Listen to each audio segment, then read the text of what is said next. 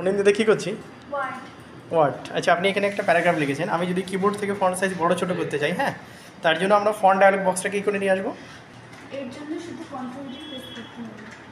আচ্ছা, control D press করলে আপনার ফন্ট ডায়ালগ বক্স দেখাচ্ছে। এবার এখান থেকে আমরা font size, colour, style, effect এগুলো নিতে পারি। ঠিক আছে, ফাইন।